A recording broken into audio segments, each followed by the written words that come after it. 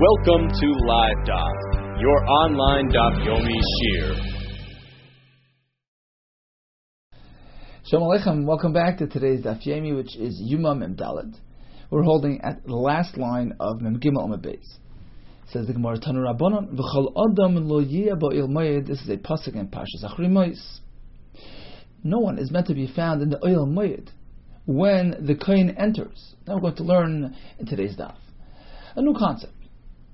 If the kohen enters the Heichal, or for that matter, the kohen gadol enters the Kodesh HaKadoshim to be makter keteris, or if they enter to be makter the dam, hazas hadam, whether in the Heichal or in the Kodesh HaKadoshim, no one else is meant to be there at that time. So during Aktaris Keteris or Matan Domim, either in the Heichal or Kodesh HaKadoshim, the Kohen is meant to be there on his own. V'chol Adam lo yiyeh ba'il moed. Nobody else is meant to be there. The Yerushalmi says, even a malach, the malach who's described as an Adam, Pneim, Mus Adam, even malachim were not meant to be there at that moment. That was the kasha that the Yerushalmi asks. Back on Daf Lamed Tes, if so, how did Shimon HaTzadik relate that he saw a Zaken Echad accompanying into the Kodesh HaKadoshim? And he brings the Yerushalmi, which answers that it wasn't a malach, it was Kavod HaKadosh Baruch Hu. He saw a vision of the Shekhinah itself. In any case, the pasuk tells us, Kol Adam lo yiyeh ba'il moed. No one else is meant to be found in the oil moed during the time of Keteris or Matan Dam. Perhaps this halacha applies even in the Azor area. You must clear out the Azor during Keteris or during the Akravas Hadam in the Heichel or Kodesh HaKadoshim. Tamalayma ba'oil moed. V'chol Adam lo yiyeh ba'oil moed, which is referring strictly to the structure, the Heichel Kodesh HaKadoshim. That's meant to be vacated. But the Azor is not included in this restriction. Perhaps this only applies in the Mishkan, in the Midbar, because that's what the pasuk is speaking about. Shiloi, what about the Mishkan Shiloi? Ubeis Olamim Minayin. What about Mishkan Shiloi, which was a semi-permanent Mishkan, or Beis Olamim, Beis Hamikdash? Minayin. How do we know that this halacha applies there as well? Tamad Loimar Ba Kodesh. Pasuk says, no one is meant to be there. When the Kohen enters L'chaper Ba Kodesh will add all other types of Mishkan and Beis Hamikdash. Taisus Shalom ask, why do we need a special riboy to include Beis Hamikdash? You would think it's just included in the Mishkan. It's all one and the same concept. And they've been grace, in fact, that many times we don't find there's a special pasuk needed to include the Beis Hamikdash. Says the Taisus Yeshanim, here it's different because we're speaking about Kedusha related concerns. This is connected to the fact that there's Kedusha there, and during this Hakrava it's meant to be just the Kohen and Hashem. Perhaps that's uniquely related to the Mishkan and the Midbar and not anywhere else. That's why a pasuk is needed to apply this halacha elsewhere as well. Continues the Gemara. Ainli alabish as haktorah. Perhaps this only pertains to the time of Haktoras Keteris, which the pasuk is referring to in this description here. We're going to see soon why. How is it that we see Keteris here? In any case, perhaps it only applies to Keteris. So if the Kohen is engaged in Keteris, whether in the Heichel or the Kodesh HaKadoshim, they must vacate the area. What about Bish'as Matan Damim Minayin? What if he's bringing Dam into the Heichel or the Kodesh HaKadoshim? How would you know that at that point as well you have to clear out the area? The pasuk says this happens when the Kohen enters lechaper, and lechaper includes kapara of dam. Perhaps this only applies while he's entering, while he's engaged in the avodah. What if he's done the avodah? He's on his way out. How do we know to extend this restriction during that time as well? It is extended until he actually leaves. All throughout that time, the place must be vacated by other Kohanim. V'chiper ba'adayu ba'ad beisayu ba'ad kol kal Yisrael. That's the ending of the pasuk, which tells us the kapara is meant to follow this order. First himself, ba'adoi, then ba'ad beisoi, then ba'ad kol kal Yisrael. Kaparosoi kodemes l'chaparos beisoi. The Kohen Gadol's personal kapara must come first, before the kapara relating to his family. He must cleanse himself first, prior to presenting himself as an advocate on account of others. Likewise, kaparas beisoi kodemes l'chaparos echav kehanim. The kapara of his personal family must be taken care of before he engages in kapara for his fellow kehanim. The kaparas echav kehanim kodemes the kaparas kol Yisrael, and likewise the kapara on account of his fellow kehanim is meant to precede the kapara on account of kol Yisrael. Now, this has several applications. Firstly, as we learned yesterday, that explains why during the first vidui conducted with a par, he will only mention himself and his family, and only then later, when he approaches the par for the second vidui, he will add on the kapara of Bnei Aaron. And the third time, which is going to be on the Surah Mishtaleach, now we'll do the vidui on account of Klal Yisrael. It's going to go in that order. In addition to this point, within the same vidui, we also find this hierarchy. The first time around, he says, for myself, my family. So first himself, then over to the family. And then when he does the second one for the Bnei Aaron, once again he repeats himself, his family. Apparently, the Kohen can be regarded as a private individual on account of himself. He takes responsibility for his own affairs on account of an individual. But then he's also part of the collective crowd. He's part of the community. So he must do vidui for himself again. But we see it works with a certain sequence. It's first myself, my family, and then he relates to Bnei Aaron. And of course, the third time around, he does kapara for Klal Yisrael as well. Amar, let's go back to the Brisa. Ainli elabish as haktor. The Brisa proposed, perhaps, this halacha that we need to vacate the heichal during the Aktara, perhaps only applies to Aktaras Kteris. Ainli elabish as haktor. My mashma, why would you think we're speaking about Kteris here? The puzzle doesn't mention Kteris. Amar Rava v'chein Amar Yitzchak bar Avdimi v'chein Amar Belazar Amar Kra, because that pasuk says v'chiper ba'adai uve'ad beisai uve'ad kol chal Yisrael. The pasuk is referring to a kapara which applies equally to himself, his family, and Yisrael. What is that? Ezo kapara. Where do we find this type of kapara that applies equally throughout? It's not the dam of the par or the. These are very specific and unique. The par is for the Aaron HaKohen and for the Bnei Aaron. We don't find that there should be one single kapara process applied to all equally. So which one is this? Ezo kapara sheshava loy ula beisoy ula chav kehanim ula chol kal Yisrael. Where do we find the kapara that works for everybody equally? Havi omer ze akteris.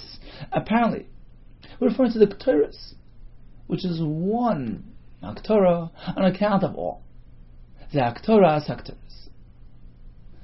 So that leads us to think, to suggest that perhaps this halacha of clearing out the area on account of the avodah is referring specifically to Ketores, which accomplishes kapara throughout Aaron, Kohen Gadol, his family, and Kohanim and Klal Yisrael. And that's why we need an additional pasuk, the word l'chaper kodesh, to tell us that this halacha avachal adam l'yiboy umayit will apply to matan damim as well. So when the Kohen is engaged in either haktaras kteres or applying dam, whether in the heichal or in kodesh hakadoshim, the areas must be cleared out. Says the Gemara, what do you mean kteres is mechaper ukteres? Me mechaper is then kteres a kapara? In says the Gemara, actually it does. It does accomplish kapara. Tani Reb Chanina Lav Madnu l'kteres mechaperes. We do find that kteres has a kapara ability. Shenamar, we find by the Magefa after the story with Korach. So a plague began, and Aaron HaKohen quickly applied kteres to stop the plague. Vayiten es kteres v'chaper la'am. So we find that kteres accomplishes kapara. V'tana derei b'shemol al ma kteres v'chaperes. What exactly does teres accomplish? What's it serving an antidote to? Al lashon hara. It's coming to atone for lashon hara. Why? Yovoi davar shebachshai. Let teres come along. Teres is a davar shebachshai, a hidden thing. Why is it hidden? Several ways to explain the Gemara. Either it means because it's brought in the Kodesh HaKadoshim on Yom Kippur, or it means because there's nobody else meant to be there, or, as it says, Yeshanim says, it's brought quietly. It's not fanfare. You see, Matan Dam has the Kohen counting. Achas, achas, achas. Here it's something done quietly, inside, privately, soundless. So it's something which is concealed, and therefore it's appropriate that this will serve as an antidote. V'yechaper al masa chashai, v'mechaper al masa, which is done quietly, lashon hara, which is generally expressed behind the other person's back. In fact, Rashi points out that even in this case, where Aaron was vayitin sakteres, v'yechaper al who is he coming to address? The lashon hara, because they complained. They said, "Atam, you Moshe Aaron, atam hamisa masam Hashem." Look, you brought destruction on Hashem's nation. They were expressing lashon hara, negativity towards their leaders, Aaron, Moshe and Aaron. This was lashon hara, and that was what brought about the Magefa, which had to be addressed by Ketores. So once again, we learned the halacha today that while the Kohen is engaged in either Ketores or Matan Dam, either in the Heichel or Kodesh HaKadoshim, the area must be cleared out. V'chol Adam lo yeh bo el moed. The Heichel Kodesh HaKadoshim must be vacated. So now in Hasam we learned in a Mishnah in Caleb, Pershin mi bein ha'ulam v'lamizbeach. So now we'll go a step further. Not only does the Kodesh HaKadoshim or Heichel have to be vacated, even the area between ulam and mizbeach. So when you enter the Azara, you have an empty area, then you have the mizbeach, then you have an empty space. Rashi says it's 22 amma between the mizbeach and the next structure, the ulam, which was the antechamber entering into the heichel. So Persian, they would have to clear out. Nobody can be mi beinu ulam v'mizbeach b'sh'as haktorah, when haktorah was in progress. And this is halacha midrabanan. We're going to see an Amid Beis, because minat Torah, this restriction, this chiv to clear out, only applies to the heichel, not to the area outside the heichel, the azar. But when the Rabbanan, they were concerned that perhaps if you wander too close to the heichel during the haktorah, one might inadvertently wander into the heichel. So keep away from the area which is closest to the heichel. Pershin min bein ha'ulam v'lamizbeach b'shas haktorah. Amar Belazar, Leishanu Ella b'shas haktorah deheichel. This only applies. This din prisha from that area, bein ulam v'lamizbeach, only applies Ella b'shas haktorah deheichel, when there was a haktoras ketores or matan dam. Yeshanim says he mentions ketores because it was more common. A more common thing, was a daily thing, twice daily, more common than the nisinas dam and the lifnim. In any case, this halacha of prisha from ulam lemizbech only applies during the haktorah, which was taking place in the heichel, right nearby. Perhaps he could be overcome by curiosity and just walk into the heichel because it was so close. Therefore, he meant to clear out that area as well. Aval b'shas haktorah d'lefnei v'lefnim. But if haktorah or matan dam was taking place not in the heichel close by, but all the way inside in the Kodesh HaKadoshim, that's beyond his reach. He's not thinking about what's going on so far away. In that case, there's no concern that roaming around near the heichel would draw him into the heichel as well. Meheichel parshi. In that case, when there's something going on deep inside the Kodesh HaKadoshim, sure, the heichel needed to be cleared out. That was a chiyuv in HaTorah. But there was no need to vacate that area between ulam and mizbech. So once again, Rabbi tells us this halacha of chol adam lo yeh b'el moed, which applies minat Torah to the heichel. Neither Rabbanon, however, it was extended over to the area next to the heichel, for concern that he might wander to the heichel as well. But this only applies when there was something going on in the heichel. But if the haktorah was taking place in the Kodesh HaKadoshim, that wouldn't generate curiosity, and We're not concerned that inadvertently he might wander into the Heichal, and therefore there's no din of Prisha from that area next to the Heichal. Masiver of Adabarav. V'amrla, some say the kasha was asked by Kidi. Today I saw Nubshat and Kidi. I think Rashi elsewhere says it was a Shem Chacham. But today I saw Nubshat that Kidi means like nothing. It was unattributed. It was an unnamed kasha. Somebody in Mismerish asked it. So either it was Rabbi Barava, and some say Kidi, we're not sure who did it. So this kasha was presented as follows. Again, we're asking on Rabbi Lazar, who tells us that between Ulam and Mizbeach, Prisha is only applied when something was taking place close by in the Heichal. But if something was taking place in the Kodesh HaKadoshim, there's no concern of curiosity, and there's no need of Prisha between Ulam and Mizbeach at that point. The Brisa says, Rabbi Yossi Omer, Keshem Sheposhin, V'bein Ha'ulam V'lam Mizbeach, B'shas HaKtorah. Just as Prisha is required from that location, between Ulam and Mizbeach, during Haktorah. We're assuming that we're speaking about your typical, the Haktorah, even, not only Heichal, even Kodesh HaKadoshim. So just as there's a chiyah to be purged from Ulam and Mizbeach during Haktorah, or even Kodesh HaKadoshim, Kach Pershon B'shas Matan Par, Kohen Mashiach. The same thing applies when a Kohen is engaged in applying the dam of the Par Kohen Mashiach, which was a Kohen Gadol who did an Avera. He brings a special carbon whose dam would be applied in the Heichel on the Parechis, on the Mizbeach. Upar Helam Davar Shal Tzibur. This was a part that the Tzibur would bring on account of their Avera, a special case discussed in the Gemara Krisis in Harius. Usiri Avodas Kechavim. Likewise, if there was Matan Dam being conducted for the Soyer on account of Avodas Zarah, which the Tzibur committed. So these were Matan Dam taking place in the Heichel, and Rabbi Yossi tells us that would necessitate Prisha, not only from the Heichel, but even from the area next to the Heichel, the area in the Azara, which is called Bein Ulam Lamizbeach. And the Brisa continues. If that's the case, is like hooray. Okay, so if so, Ma Malish.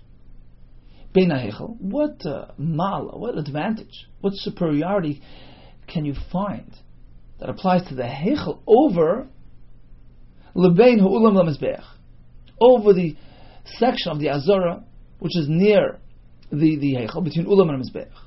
Is there any difference? Is there any mila that Heichel has? You see, both Heichel and this section of the Azara have this din of Prisha. Well, is there a mila to the Heichel? Now, of course, Tosfos points out there are many advantages to the Heichel over the Azara. We have the Mizbeach Hazav, and we have the Menorah, the Shulchan. That's not what the Gemara meant to say. It was speaking within the context of Prisha, this requirement to vacate the area during the Haktorah or the Matan Dam. Is there any difference between the Heichel and the area right beside it? Says the Brisa, actually yes. Ella, Shebeheichel Pershin, Bein B'shas Haktorah, Ubein Shloi B'shas Haktorah. There is a mile. There's an advantage to the Heichel because from the Heichel you have to vacate the Heichel, whether it's a time of Haktorah. Haktorah means Haktorah taking place in the Kodesh HaKadoshim, Ubein Shloi B'shas Haktorah, or even when it was not a Shas Haktorah, rather the Kohen was engaged in Matan Dam, applying Dam of a carbon in Kodesh HaKadoshim. In either case, vacating the Heichel is a requirement. So once again, you have to be purged from the Heichel. When a Kohen was engaged in the Kodesh HaKadoshim, irrelevant of whether he was engaged in Ketores or Matan Dam, as opposed to the Bein Ha'ulam V'Lamizbeach area, the area of the Azor right beside the Heichel, that doesn't have the same limitations, doesn't have the same requirements. Bein Ha'ulam V'Lamizbeach ein Pershin el B'shas Haktorah. From that area, you have to be purged only when Haktorah was in session, when the Kohen Gadol was in the Kodesh HaKadoshim engaged in Ketores, but not if he was simply engaged in Matan Dam. Let's stop for a second. This is the Havamin of the Gemara. The Gemara figures that a Heichel is considered higher, has more limitations than the area of the Zora right outside the Heichel, being Ulam v'Lamizbeach, with respect to Prisha, that by Heichel we find vacating is required when the Kohen Gadol was in the Kodesh HaKadoshim, engaged in either one of two, either Haktoris or Matan Damim, as opposed to the area of the Bein Ulam v'Lamizbeach, which didn't carry the same restrictions. It doesn't have the same requirement. Over there, you only have to be purged if the Kohen Gadol was in the Kodesh HaKadoshim doing the Haktoris, but not if you're simply involved in Matan Damim. Now, why would you even think to differentiate between Haktoris and Matan Damim with respect to Ulam v'Lamizbeach? So Taisus says because this din of Prisha by Haktoris is kosav b'kra behedya. It's a clear pasuk. We learned it from words of Chipa b'ad b'adbeisa that was speaking about the Haktoris. That's something that the pasuk explicitly describes, as opposed to the din Prisha applied to engagement in damim, when the kohen is involved in applying the dam. That's a ribui from the chaper b'kodesh, so it doesn't carry the same weight. It's a less severe isser, and therefore, when it comes to applying a gzera d'Rabbanan, remember the din of vacating between ulam and mizbeach dam and Torah, it's only d'Rabbanan because he might accidentally wander into the Eichel. Says Tosfos, it's mistaver. At least the Gemara, the Havmin at this point figures it makes sense to apply more gzera when we're speaking about a more severe isser, such as Prisha during Haktoris K'teris, and therefore we extend that din to the Ulam v'Lamizbeach as well, as opposed to when he's engaged in Matan Dam, which is not such a severe isser, and therefore we limit our gzera and we choose not to apply it to the Ulam v'Lamizbeach in this case. Okay, let's get back to Al Gemara. The Gemara figured the Brisa is speaking about Haktoris K'teris and Kodesh HaKadoshim. And the Brisa tells us we find an advantage that the Heichel has over the area between Ulam and Lamizbeach, because you must be purged from the Heichel regardless of whether the Kohen Gadol is involved in Haktoris K'teris, in the Kodesh HaKadoshim, or Matan Damim, as opposed to the Azora section, Bein Ulam and Lamizbeach. That Issa D'Rabban only applies with respect to Haktoris K'teris. If the Kohen Gadol was in the Kodesh HaKadoshim doing K'teris, fine, you have to vacate that area. But when he's involved in only Matan Damim, there's no din of Prisha from Ulam HaMizbech. Says the Gemara, B'kshas HaKtorah miya parshi. Evidently, Prisha applies from that section of Ulam HaMizbech, even if the Kohen Gadol was not in the Heichel. He was deep in the Kodesh HaKadoshim doing K'teris. This is in contradiction to Rabbi Lezer, who tells us there's no din Prisha from the Ulam HaMizbech when there's nothing going on close by. My love b'shas HaKtorah. Let's perhaps assume, that's the default assumption, the Brisa is referring to Haktoris even in the Kodesh HaKadoshim. And that's a kash on Rabbi Lezer. Loi, says the Gemara, b'shas HaKtorah de'eichel. The Brisa is not speaking about something going on Kodesh HaKadoshim. The Brisa is telling us you have to clear out this section of Bein Ulam v'Mizbeach when the Kohen is engaged in Torahs in the Heichel, close by. This fellow might be overcome by curiosity and walk in. Chacham applied a gzera, clear the area. But certainly, if there was Torahs going on deep inside in Kodesh HaKadoshim, there's no concern. And the Brisa is telling you, look, the same din of Prisha, which applies back to K'teris, also applies during the time of Matan Dam. Matan Dam in the Heichel will require clearing out the area next to the Heichel, for concern that he might wander into the Heichel to observe the proceedings. Continues the Gemara, Ihachi. If that's the correct pshat in the Brisa, let's proceed further. Homa mala? Look, the Brisa continued and presented a mal. What's the advantage that Heichel has over this section of the Azor called Bein Ulam v'Mizbeach? What's the added element that is found in Heichel over the other area? The Brisa tells us the added factor of the Chiv Prisha even when the Kohen is engaged in Matan Dam. That's the advantage that Heichel has over Ulam HaMizbeach. Because when the Kohen Gadol is in the Kodesh HaKadoshim, even if he's not doing Haktoras, he's applying Dam, he must vacate the Heichel. That's something we find only by Heichel, and is not found in that section of Bein Ulam HaMizbeach. That's what the Brisa seems to say. So when it comes to Matan Dam, we have an advantage that Heichel has over Bein Ulam HaMizbeach. Because Bein Ulam HaMizbeach only carries the Chiv Prisha when there's something taking place in the Heichel. But certainly not when there's Matan Dam taking place in the Kodesh HaKadoshim. You only have to clear the Heichel when that's happened. So that's the Maila that Heichel has over Bein Ulam HaMizbeach. That's the Brisa. Says the Gemara, but it's difficult to understand. Why would the Brisa have to switch tracks? Go over to Matan Dam. We're trying to find a Maila that Heichel has over Ulam HaMizbeach. So we say, well, you know what the Maila is? Because when the Kohen is involved in Matan Dam in the Kodesh HaKadoshim, you have to clear the Heichel. But at that point, you don't have to clear the Ulam HaMizbeach. It's 2 steps away from the Kodesh HaKadoshim. There's no Chiv Prisha at that point. Forget about Dam. Stick to Ketores, which is the topic at hand. Within Ketores itself, you find the discrepancy between Ulam HaMizbeach and Heichel, which stands much higher, has more restrictions. Why? As we just said. Because when the Kohen is involved in Ketores in the Heichel, you have to clear the Ulam HaMizbeach as well, because he might wander in. But when he's doing Ketores in the Kodesh HaKadoshim, there's no din prisha between Ulam and Mizbeach, but there is a din prisha from Heichel at that point.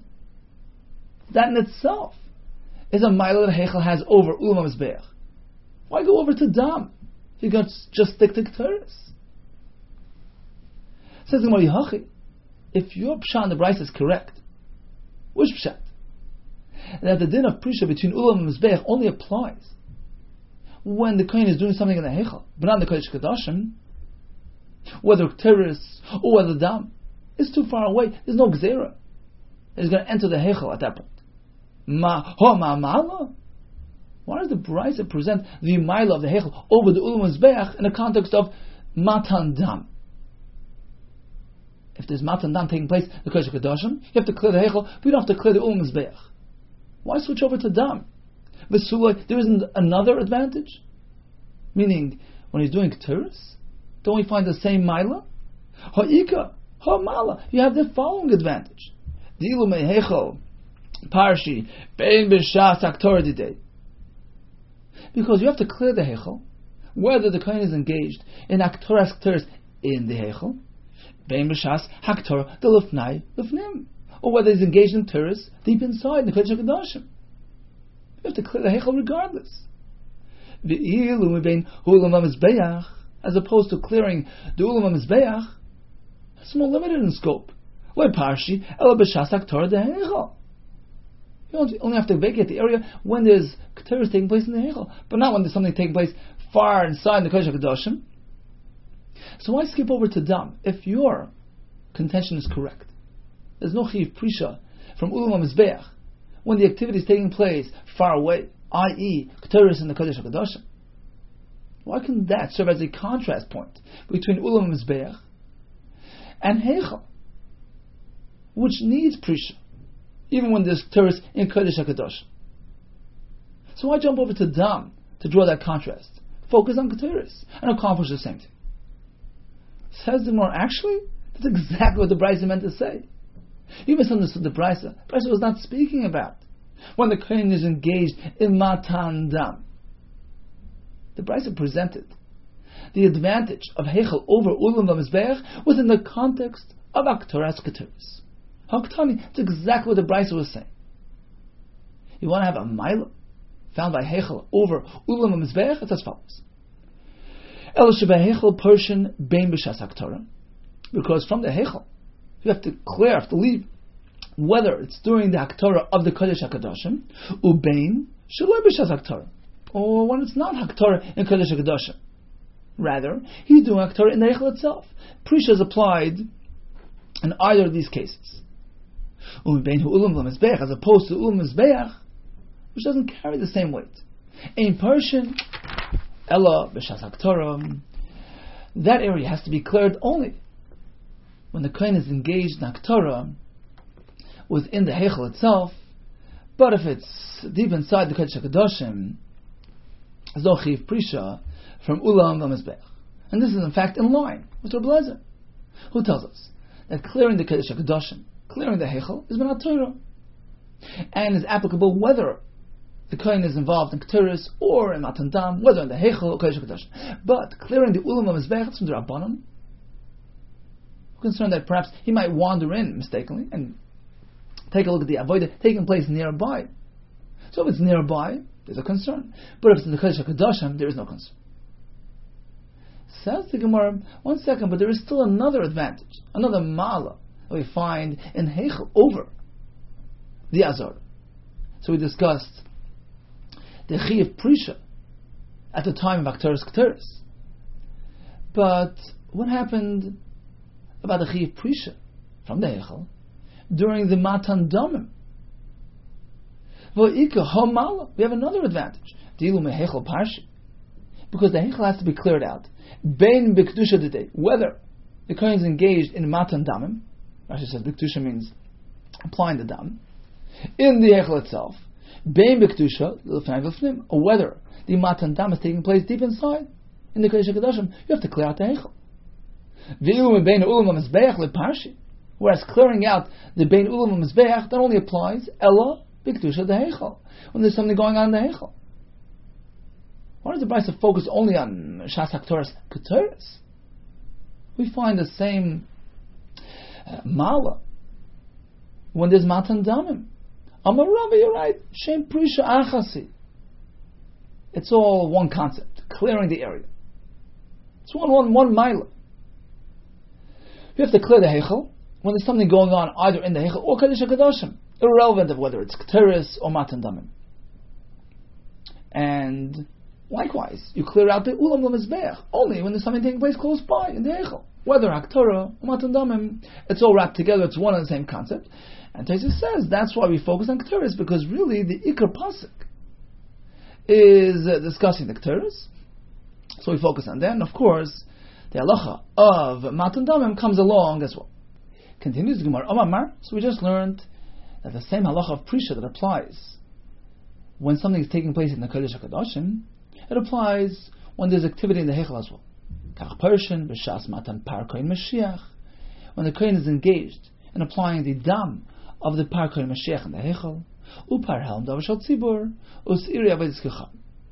So when there's something going on in the Heichel, Prisha is in place as well.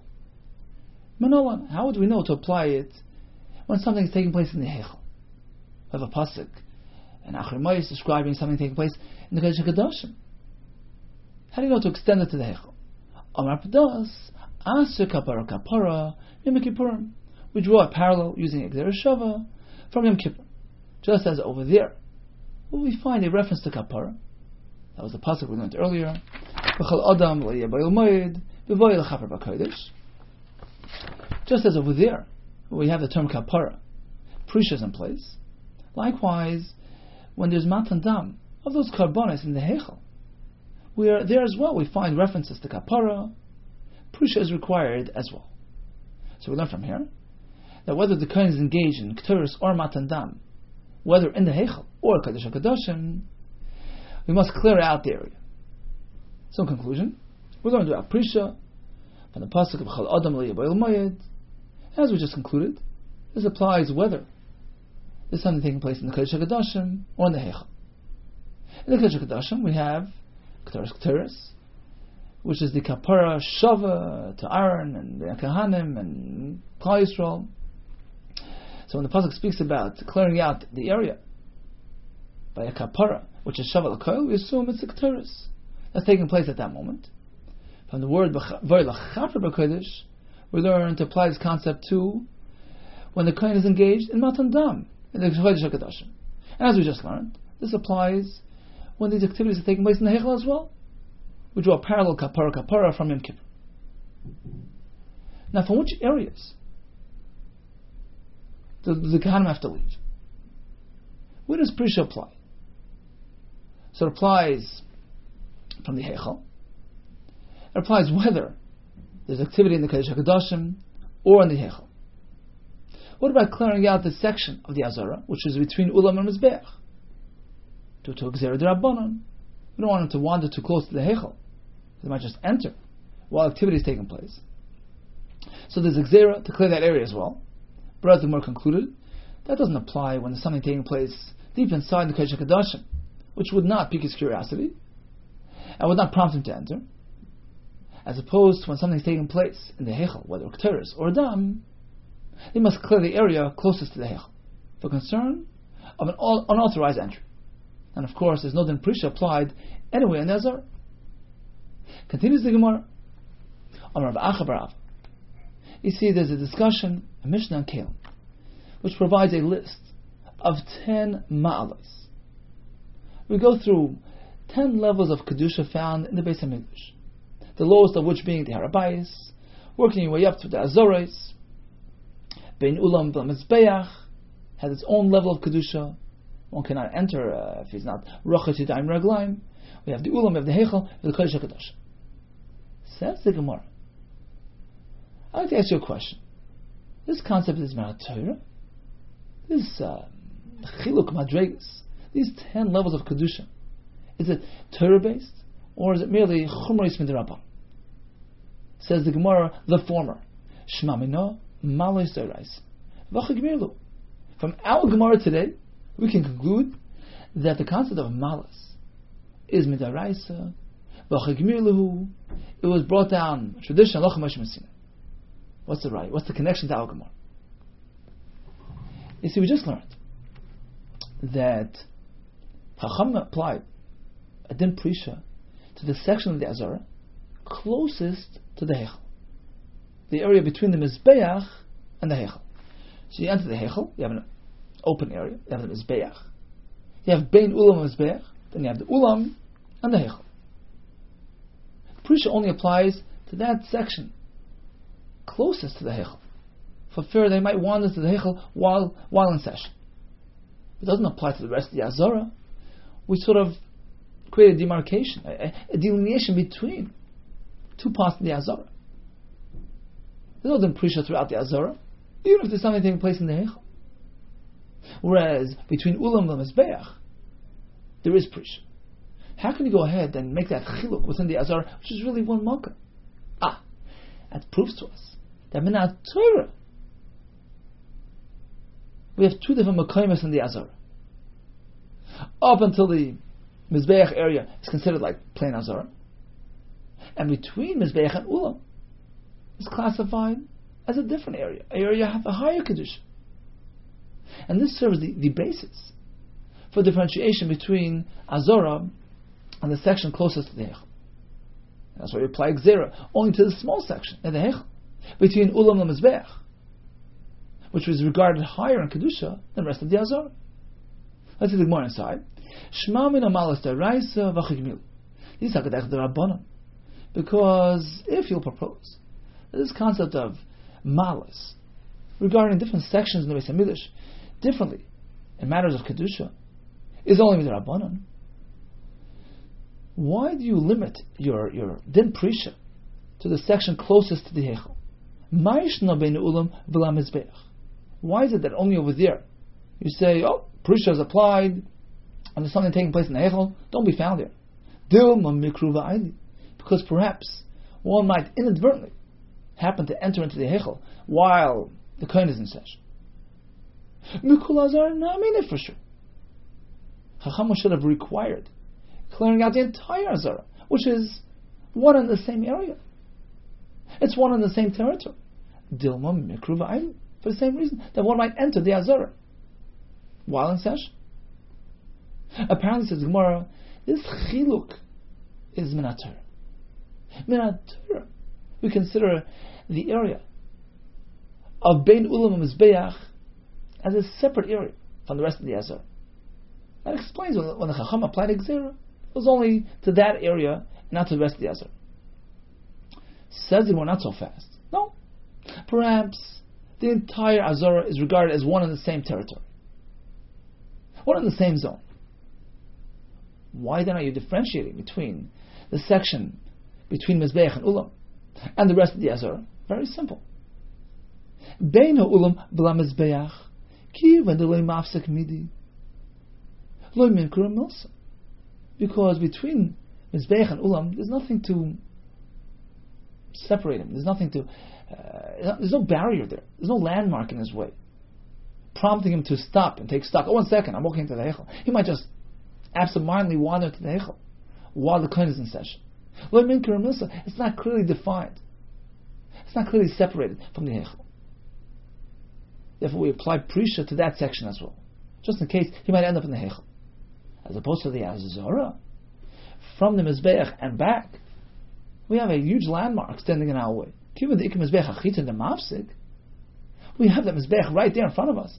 That provides clarity. Oh, 1 second. I shouldn't be walking past this area towards the Heichel. There's something going on in the Heichel at this point. There's a clear demarcation. And therefore we say, all the Chacham were concerned about accidentally entering the Heichel. That only applies to this section, which is very close to the Heichel, with nothing in between, as opposed to the rest of the Azorah, which does not carry that concern. Furthermore, says the Gemara, I'll prove another point. The fact that Chachamim applied a Gzera to the section of the Azorah between Mizbeach and Ulam, you see we have the Azorah, we have the Mizbeach, we have Bein Mizbeach and the Ulam, we have the Ulam, which is the antechamber, the entrance to the Heichel, and we have the Heichel.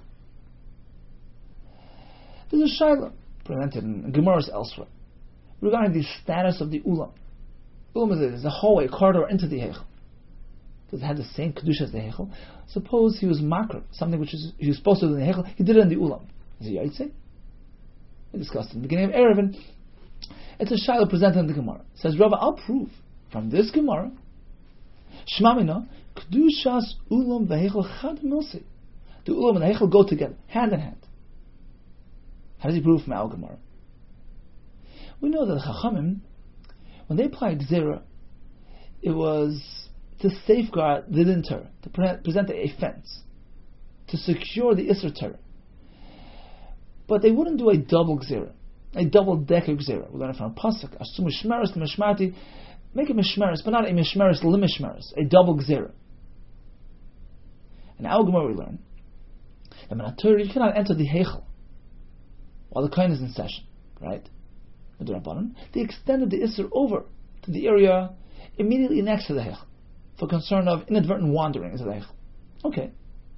But not a double Gzera. They wouldn't go 2 steps away. Says Rava, I can prove from this, from the fact that the Chachamim applied Gzera on that section of the Azorah closest to the Ulam. I'll prove from there that it's not 2 steps away. So apparently, the Ulam is regarded as the same Kedusha, as having the same Kedusha as the Heichel. In which case, the Isser Torah extends through the Heichel into the Ulam, and then begins Isser D'Rabbanan, on the section closest to the Ulam. It's not 2 steps away, it's right there, it's 1 step away. Because the Isa Kedaitach Shtei Kedushas Ninu. Because if you'll say that I'm wrong, Ulam is 1 Kedusha, Heichel is another Kedusha. How could it be that Chacham would apply Gzera in the Azorah, which is so far removed from the Heichel? It's 2 steps away from the Heichel. But in Torah you can't enter the Heichel. You can enter the Ulam. And certainly the Azorah. Why would the Chacham extend the Isra Heichel through the Ulam, which is 1 step away, into the Azorah, 2 steps away? These are Gedaitach Shtei Kedushas Ninu, Ulam Gufei Gzera. The Ulam itself is already a Gzera. It's already 1 step away from the Torah. It's already 1 fence. V'neikum v'nigzer Gzera Gzera.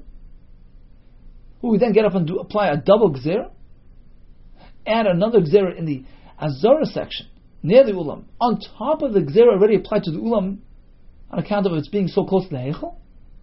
It's a double Gzera. Apparently, says Rabbi Raya, Ulam and Heichel are regarded as 1.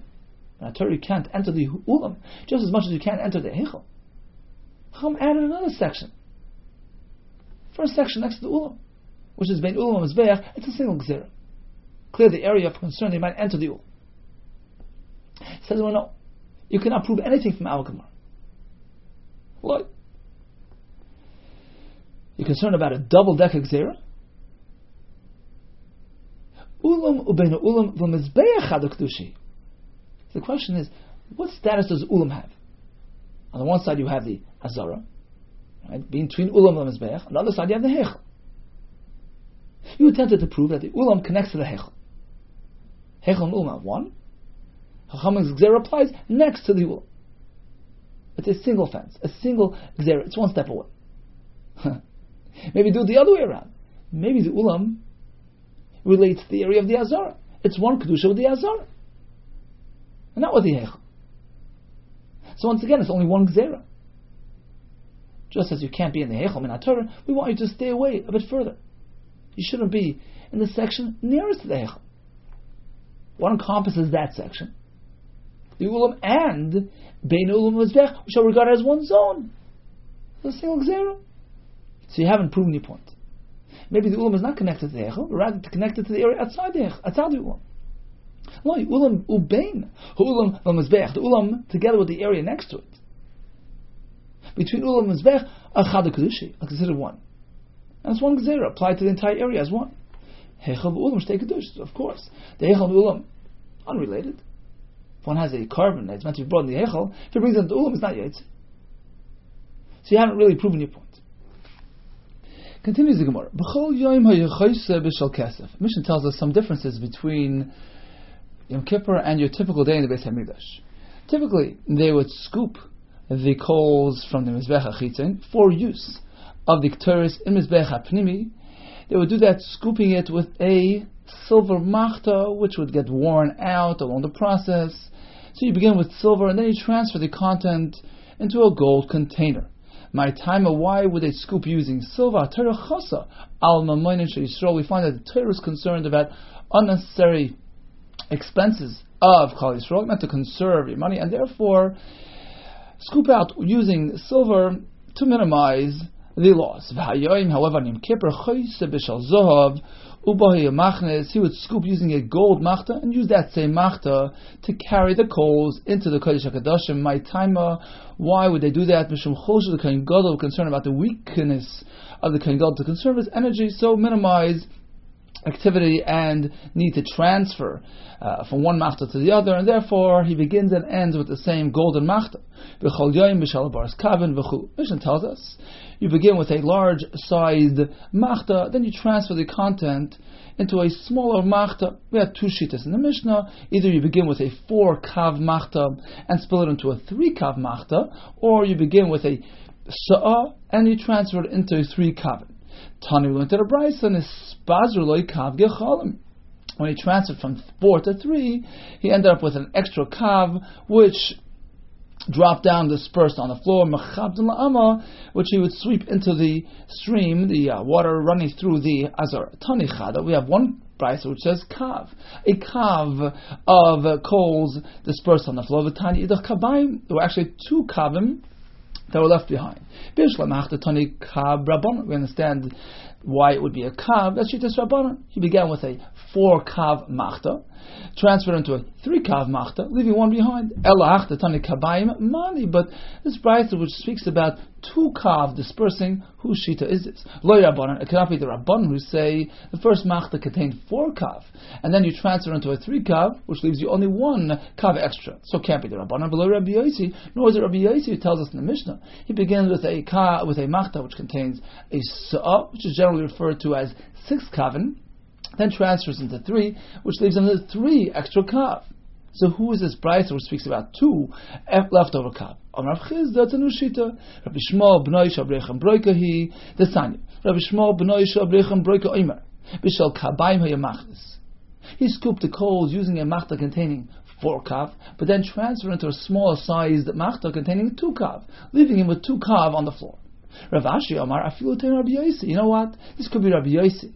He begins with a machta that contains a sa'ah and transfers into a machta which contains 3 kav. How does that leave him with 2 kav behind? V'achik Amar. This is what Rabbi Yosi means to say. Typically, he would scoop out those coals using a large-sized machta with a content of a sa'ah midbaris. A Sa'ah Midbaris means it contained 6 kavan. Now, in Midbar, the kavan was smaller sized than Yerushalayim. So a Sa'ah Midbaris contains 6 kav of Midbar. But then when it went to Yerushalayim, they upgraded, they enlarged the measures, and the kav now contains 5, a Sa'ah contains 5 kav, 5 larger sized kav. So technically speaking, when he had a machta that had a Sa'ah capacity, it was really only 5 kav in the Yerushalmi form. So very simple. He takes that Sa'ah and spills it into 3 kav Yerushalmi, leaves him with 2 kav Yerushalmi. And then he would spill it into a smaller sized container, which had a capacity for 3 kav Yerushalmi. So it was 5 kav into 3. So he ended up with 2 on the floor. Generally, the machta was heavyweight, it was thick and durable. Today, it was thin and light. Typically, its walls, the material was thick. It was thin and lightweight to make it easy for the Kohen Gadol to transfer. Typically, the handle was short. Today, he had a long handle. My time of why? So that he can use his arm to support the machta by way of the long handle. The Yerushalmi says it was an am and a half. Tana, we're going to Nebraisa. One more difference. Typically, the machta did not have a ring hanging from it. Had a ring swinging back and forth on it, jingling like a bell. Rashi says, the pasuk says, typically, Kohen Gadol would wear an il with bells dangling along the bottom. Today he walked into the Kodesh HaKadoshim with just white. He didn't have any a bell, anything that would announce his arrival. So he had a swinging ring on the machta, which would jingle like a bell and herald his arrival.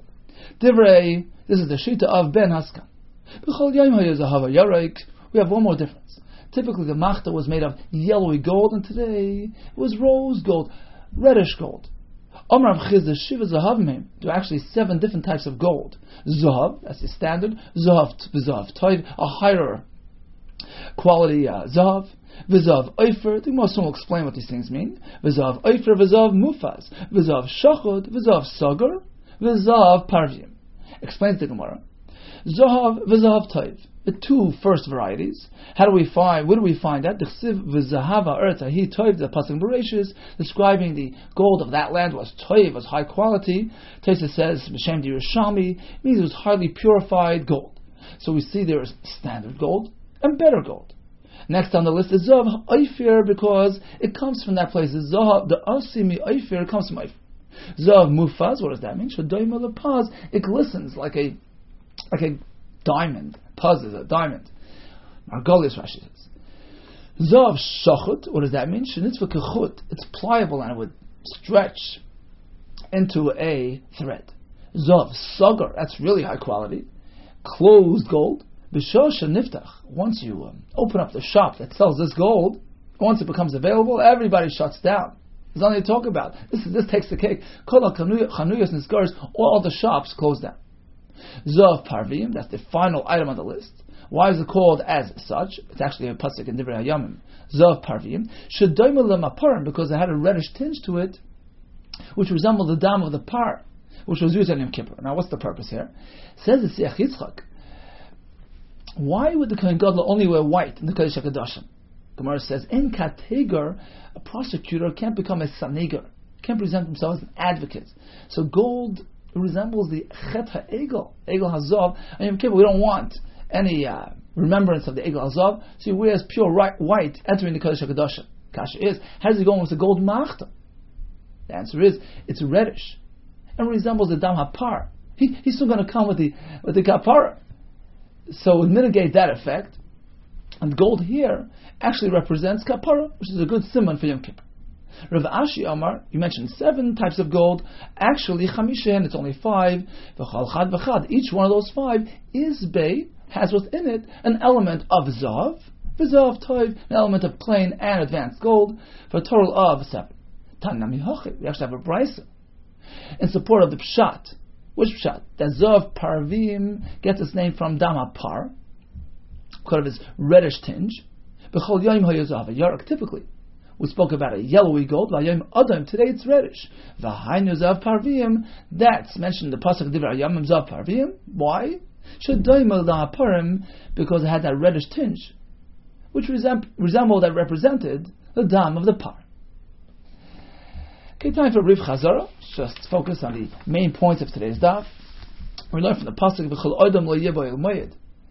When the kohen is engaged in either hakturas or matan dam in the heichal or the kodesh hakadoshim, we meant to vacate that area. So the heichal is meant to be cleared of all other kohanim at that time, and the chacham extended that to the area right next to the heichal, bein ulam v'mizbeach, when there was something going on in the heichal which was close by, perhaps would attract attention and attract unauthorized visitors. Therefore, they said, keep away from the area which is the closest in proximity to the heichal.